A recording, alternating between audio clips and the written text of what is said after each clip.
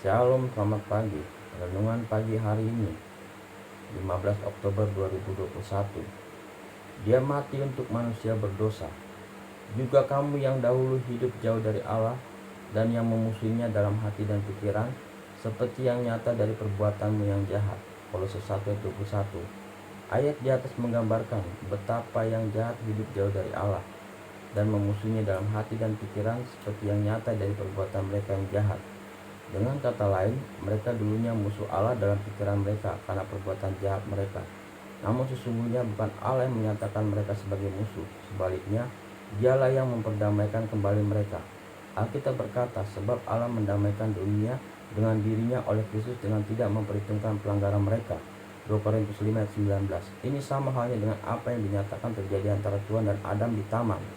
Adam berdosa terhadap Tuhan dan lari bersembunyi. Kejadian 3 ayat 8. Namun Tuhan datang mencari dia. Dia berkata, Adam, di manakah engkau? Betapa dia penuh kasih karunia. Ketika kita berdosa di pikiran Allah, kita bukan musuh. Dia bekerja untuk mengembalikan kita kepada Dia lagi. Dia mengerjakan sebuah rencana.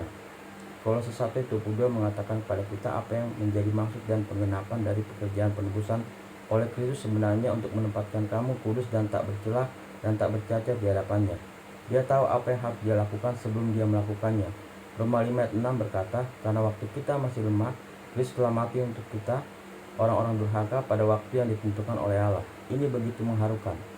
Dia tidak menunggu kita terlebih dahulu menjadi kudus dan ilahi sebelum dia mati bagi kita. Dia menginisiasi perdamaian itu. Sebab jikalau kita ketika masih seteru diperdamaikan Allah oleh kematian anaknya, lebih-lebih kita yang sekarang setelah diperdamaikan pasti akan diselamatkan oleh hidupnya.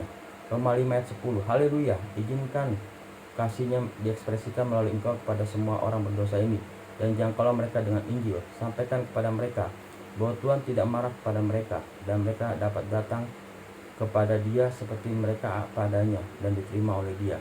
Dia berkata dalam Yesaya 1 ayat 18, sekalipun dosamu merah seperti kirmisi, akan menjadi putih seperti salju.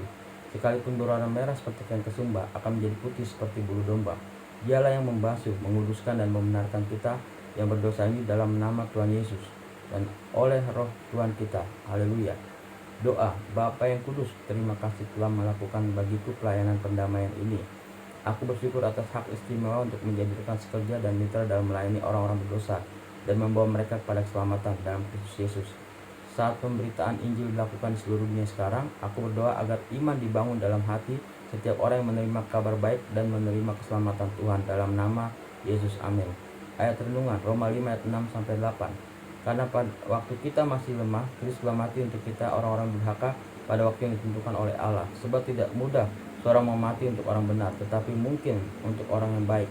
Ada orang yang berani mati. Akan tetapi Allah menunjukkan kasih-Nya kepada kita, oleh karena Kristus telah mati untuk kita ketika kita masih berdosa. 2 Korintus 3 ayat 6. Ialah membuat kami juga sanggup menjadi pelayan-pelayan dari suatu perjanjian baru yang tidak terdiri dari hukum yang tertulis tetapi roh, sebab hukum yang tertulis mematikan tetapi roh menghidupkan. Amin.